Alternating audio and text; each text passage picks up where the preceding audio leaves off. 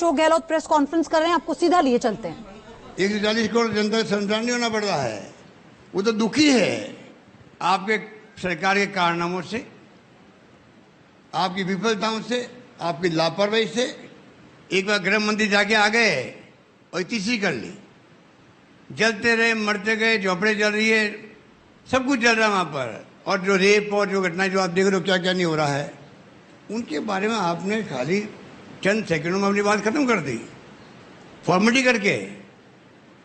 वो खुद नहीं जाते, मान लो पीएम मीटिंग बुलाते, बराबर रेगुलर पता करते क्या हो रहा है, प्रोग्रेस क्या है, कंट्रोल कैसे होगा। आप कर्नाटक घूम रहे हो, राजस्थान घूम रहे हो, छत्तीसगढ़ घूम रहे हो चुनाव के अंदर। ऐसा मैंने पहली बार अनुभव किया कि प्रधानमंत्री लेवल का एक गरिमा होती है, प्रधानमंत्री पद की बहुत बड़ी गरिमा होती है। हमारे ऐसा की गर्व की बात होती है, हमारे देश के प्रधानमंत्री है, दुनिया के मुल्कों में जा रहे हैं, यहाँ जा रहे हैं, वहाँ जा रहे हैं। वो आदमी, मणिपुर हमारा राज्य है, ये नहीं बोलना चाहिए। उनकी सरकार है, उनकी सरकार है। अगर वह कांग्रेस सरकार होती तो आप कल्पना कीजिए वो क्या क्या बोलते। तो कहने का मतलब कि ये बातें भी देश में हो रही है जो बहुत दुखद है। मैं जो आज आपके सामने पेश हुआ हूँ, आपको मैं तकलीफ दी है मैंने विशेष जो कल एक्ट पास हुआ है वो हमारे लिए इतिहास बन गया। नरेगा की बात मैंने छेड़ी है कि नरेगा राइट टू नरेगा दिया है देश को, 4 कानून बना के, विशेष सोनिया गांधी ने और मनमोहन सिंह जी ने। आज़ादी के बाद में पहली बार किसी सरकार ने अधिकार आधारित युग की शुरुआत करी है। उसका लाभ क्या मिल रहा है आप सोच सकते हो, कल्पना कर सकते हो। पूरे देश के अंदर बच्चों को 8वीं तक की शिक्षा फ्री प्राइवेट स्कूलों के अंदर। आपको मालूम होगा, खुशी होगी, राजस्थान सरकार ने 8वीं तक 12वीं कर दी। राजस्थान के पहले गवर्नमेंट देश के अंदर जिसने 12वीं तक भी हमने कर दी।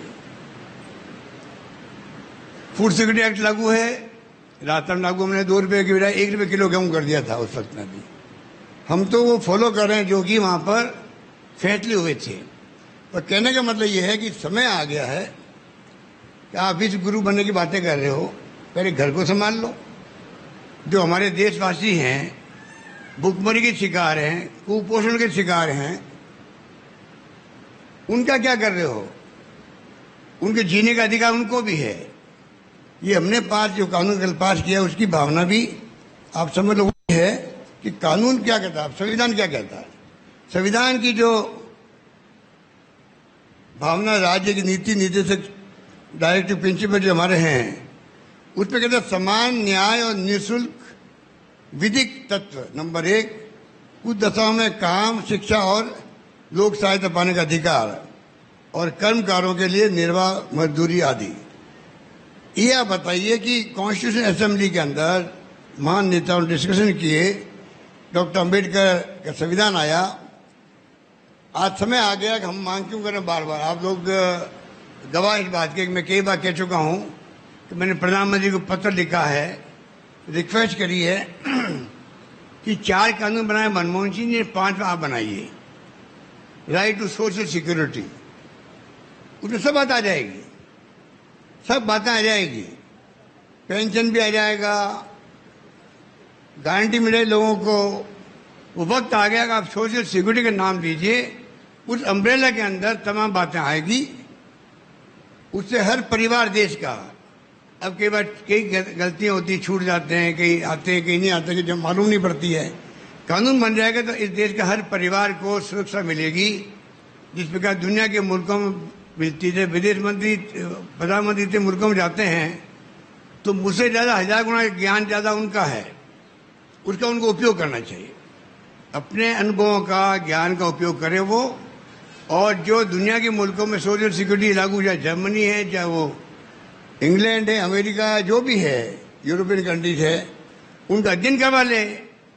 उसके बाद में इस देश के लिए जब 140 करोड़ की बार बार वो बात करते हैं, 140 के आंकड़े उनको पक्के याद हो गए हैं, तो क्यों नहीं वो जो है उसी ढंग का जो हम संभव हो सकता है वो यहाँ एक्ट लागू करे, सोशल सिक्योरिटी। मेन बात ये है। और वही भावना जितनी हम कर सकते हैं, जितनी हमारे स्थिति है राज्यों की, उसके हिसाब से हम आगे बढ़ते जा रहे हैं। पहले मैंने इंदिरा गांधी के नाम से शहरी रोजगार योजना चालू करी, देश में एक दो राज्यों में मुश्किल जो होगी, उनका अनुभव हमने लिया। आज हम जो एक्ट लाए हैं महात्मा गांधी के नाम से, मिनिमम इनकम गारंटी एक्ट, उसके अंतर्गत जो आज 100 दिन का रोजगार तो नरेगा में है, 25 दिन की गारंटी हमने दी है, नंबर 1। नंबर 2, शहरी रोजगार योजना बनाई हमने इंदिरा गांधी के नाम से, उनमें 25 दिन का 125 दिन पूरा हम दे रहे हैं उसके लिए, तो शहरों के लिए तो।